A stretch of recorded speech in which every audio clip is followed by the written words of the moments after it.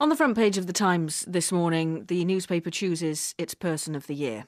It says this: he was a simple fruit seller whose demand for justice cost him his life, but his defiance sparked a revolution that changed the world. It's talking, of course, about Mohamed Bouazizi, the Tunisian fruit seller whose self-immolation last December and death in January of this year sparked the Arab uprising. From there, of course, the protests spread across the region from the country of Tunisia, where he was from. In the end, 3 leaders were toppled. Other regimes, Syria, as we're seeing at the moment, are still fighting for their survival. The president of Tunisia has fled to Saudi Arabia after being forced from power by violent anti-government demonstrators. Tunisia, then, British holidaymakers caught up in the violence in the country, being offered flights home by some tour operators. An overnight curfew has just come to an end. It was imposed after weeks of violent protests. A state of emergency has been declared. Incredibly tense, and the army is still very much in control on the street. There's still a lot of concern and tension here in this North African country as to what comes next. The Egyptian people have revolted, if you like, against 58 years of repression, 38 years of a dictatorship under Mubarak, where a regime has failed to deliver. We all say one word: we hate Mubarak. All Egyptians hate Mubarak. We want him to leave and let us. 30 years is enough. Good evening, Wales. It's 5 o'clock on Friday, the 11th of February. This is Mark Hutchings and Sean Lloyd. Our top stories: Hosni Mubarak resigns as president of Egypt. The army is now in charge.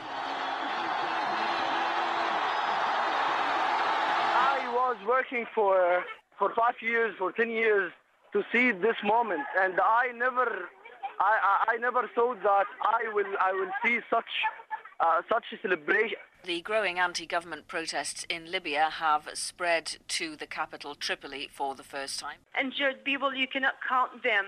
They are everywhere, every house, in every place, in every hospital, actually. It's a real massacre. It's a real massacre, really disastrous. And there are celebrations on the streets of Libya tonight.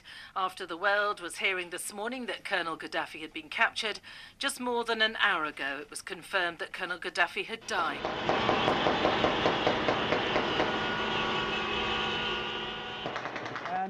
We can now confirm to you, God Almighty, our correspondent in Tripoli has confirmed the following news, that Gaddafi has been killed. His body is now in Misrata. Well, let's speak to Nabila Ramdani, a journalist specialising in the Middle East, who has reported for us many times during the course of this year on events in the region, and Professor Paul Rogers from the Department of Peace Studies at Bradford University. Welcome to the programme, both of you.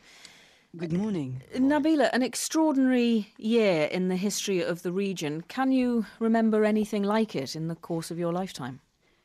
Well, as you said, it was literally extraordinary. What a formidable year, as nobody could have predicted it. And I cannot remember anything like it in the Arab world. And it was the first time, really, when we saw on such a major scale and across the region the bravery of millions of people taking to the streets to complain basically about the way they've been treated by dictators for decades. It was all about regaining their basic dignity at home, but also in the eyes of the world, and to put an end to the sense of humiliation amongst young Arabs.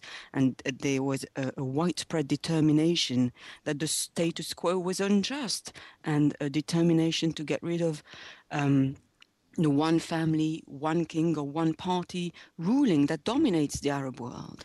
Paul Rogers, historians will discuss for years, won't they, why it was this event in Tunisia, a street vendor who, let's face it, no one would ever have heard of, why his act of self-immolation was the catalyst for such extraordinary events. But what's your theory at the moment? Well, I think the people who were saying that at some stage there would be what are called revolts from the margins, reactions, particularly in the Middle East, as you've got in other parts of the world where you have autocracies, relatively small elites controlling things, and very big divisions, often with a burgeoning population, including many young people who are unemployed. So the fact that it could happen was in some ways expected, but how it happened and the way it spread, that was really completely unexpected. And I think the real surprise was when you had the very sudden change in Tunisia, a matter of relatively few days from when it started and the regime was gone, and then, frankly, the speed at which it spread to Egypt.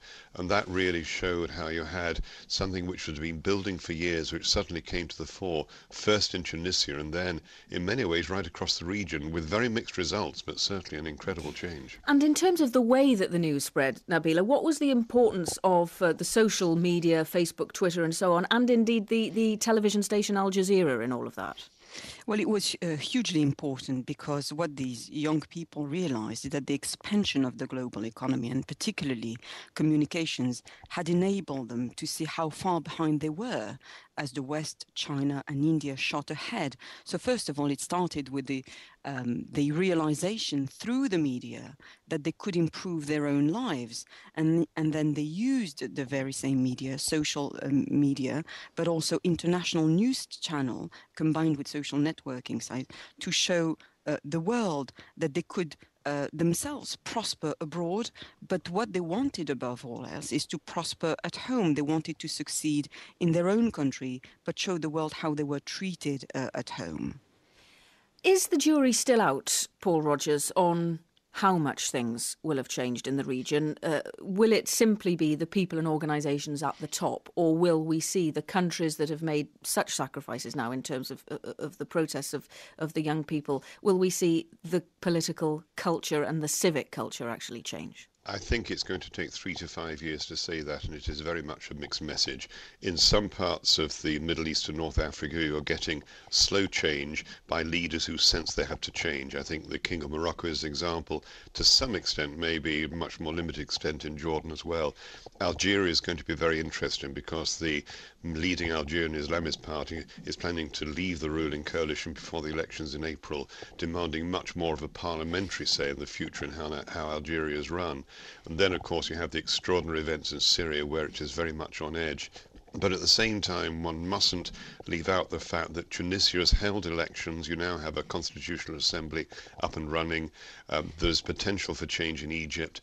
And as I say, there is reform in some countries. It's very early yet, but certainly the impact already has been quite astounding compared with where we were just over a year ago. Do you share that view, Nabila? Are you optimistic about real change?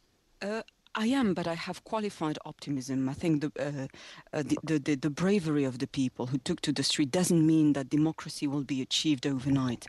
Yes, Tunisia gives us great hope, but no more than that. In Egypt, people are still fighting to get the military to hand over power to a civilian government. In Libya, gunmen are still very much in charge of the country. We've seen how Syria has descended into literally a civil war. So there's still, the situation is still very much volatile and chaotic. But that's what radical political change is all about. All right, I'm grateful to you both for talking to us. Thank you very much indeed.